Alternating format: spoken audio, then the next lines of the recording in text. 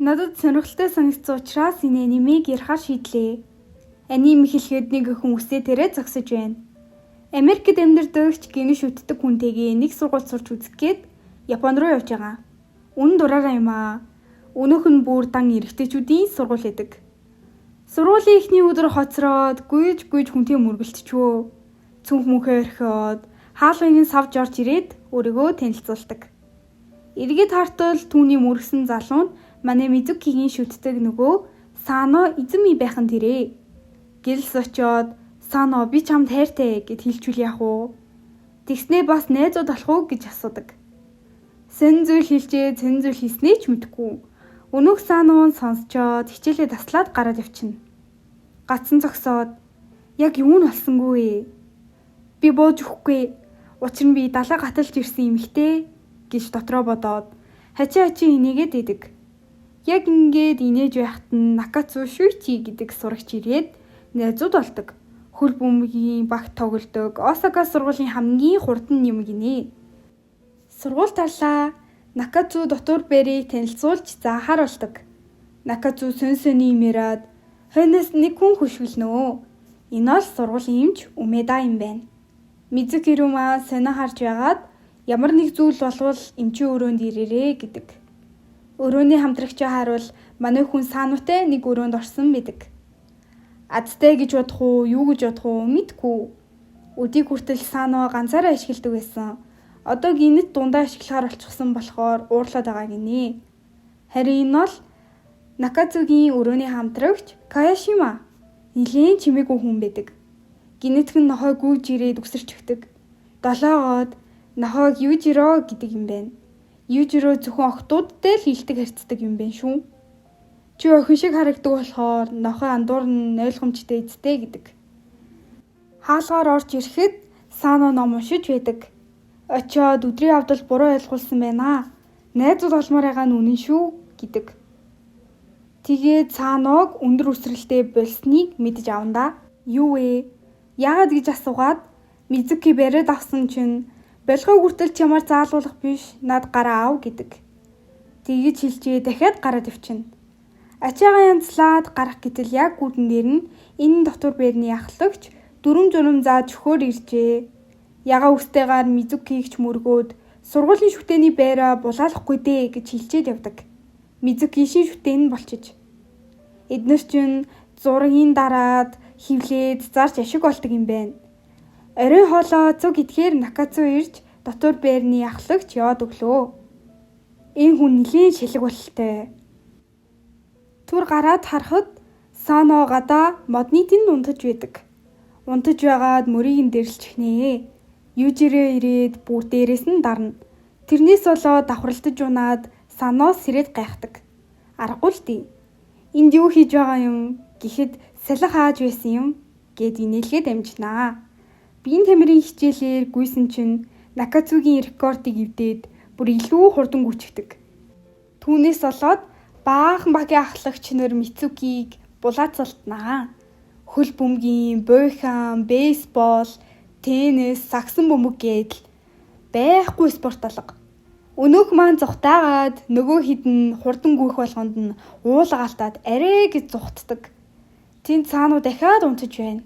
Хааж унтаж чадах юм аа. Багийн ахлагч нар Мицукиг хайгаастай.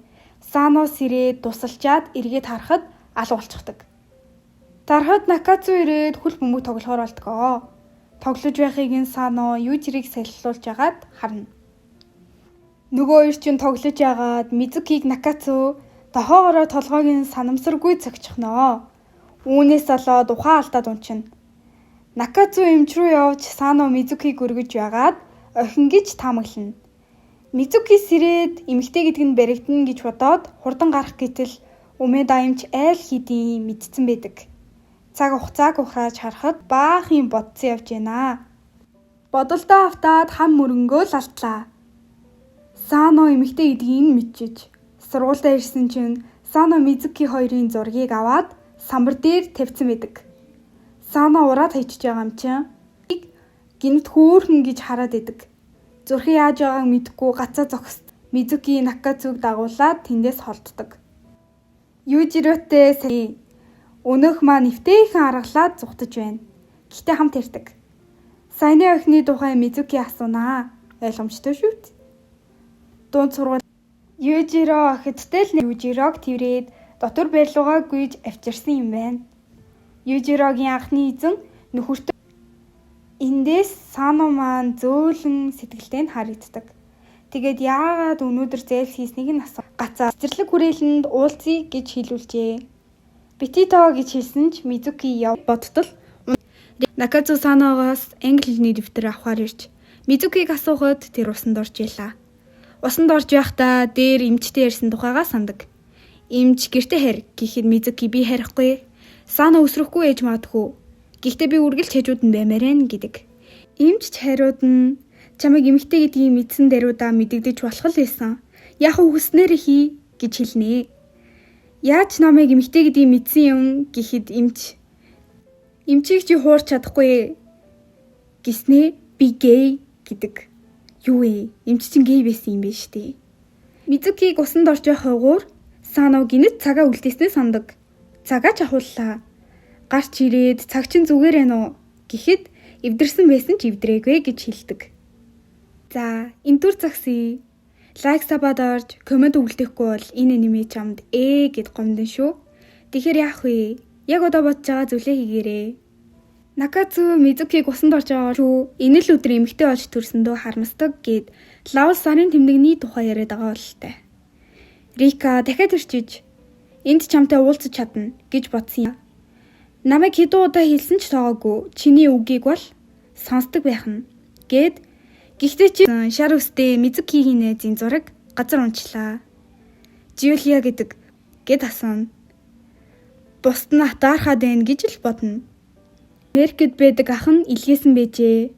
Ах тэнийг юм мөнгөө өрөөд надаар тоглож байдаг гэж аргалаадахнаа. Мизуки маань зөндөө л үзлээ. Тэгсэн ч бууж өгдөггүй. Умеда эмч дотор байрны даргын наад зах юм байна. Мул бол хүссэн байхад. Гараад явсныхаа нараас Накацу орж ирнэ. Би яаж ч байсан Саног уурлуулчаад байх юм. Накацу тэрч өгмөөрөөсөн ч болоод толгойг нь нилээд тавьшруулна. Маргааш нь Накацу Саног дуудана. Энэ хайгуурд гашуун биш болжээ. Сано тэрч өгдөг. Сано шүн болтол бэлтгэл хийжээ. Мизуки сайн ажиллаа гэд альчуур ус үлдээсэн байдаг. Сано баярлаад л. Арай Мизуки эрэгтэй найз нь альчуур үлдээх сонин уу гэж бодоход Сано охинд яг юу гэж хэлэх ёстойг мэдэх юм алга. Гэд Мизуки тэр намайг эмэгтэй гэдгийг мэдэхгүй штэ гэж бодоход Сано гэхдээ тэр намайг охин гэдгийг мэдж байгааг нь мэдэхгүй штэ гэж бодолцсон. Хөл бөмбөгийн тэмцээн үзэхгүй эзгэд Накацу асуугаад үзэхэр болно. Токиогийн эсрэг тоглоод хождог. Үнэхээр дог байсан гэд Мизуки хэлэхээр Накацу баярлаад тэгж байгаад Санотой өрсөлдөг байсан Кагуразака гэд сурагчтай таардаг. Саног өдөөд байхаар нь Мизуки хамгийн их айж байгаа нь чи бидтэй гэд хэлчихнэ. Кагуразака дараа уулзъя гэд яод өгдөг. Дараа нэг өдөр халуун тогооны үдшилэг зохиоё гэд зохиохоор болноо. Тэр үед Кагуразака хөөе давжаа гэд Мизукиг дууддаг. Хиний давжаа гэдэнэ гэд эргээд хартал Кагуразака байна. Хөнгө атлетикийн бэлтгэл хаана байдаг юм гэж асууна. Чам мэтэд хэллээ юу гэд хил мэлээ гаргаад тэр чигээрээ зогсож байтал өргөд аваад явдаг. Түүнийг буулгаад өгчих гэж Сано хэлээд буулгасан чинь алгадаад хайчнаа. Яаж яана гэхэд Сано хамгаалаад Кагуразака дараа надад түүнийг зээлүүлээрэ гинэ. Би чамайг бүх хүчээрээ бут цохино гэд явчихна. Мизуки маань дахиад хожигд муу гахын хүлтэй үнэг гэдэг. Сано сонссноо инээгээд өдөржингөө инээнэ.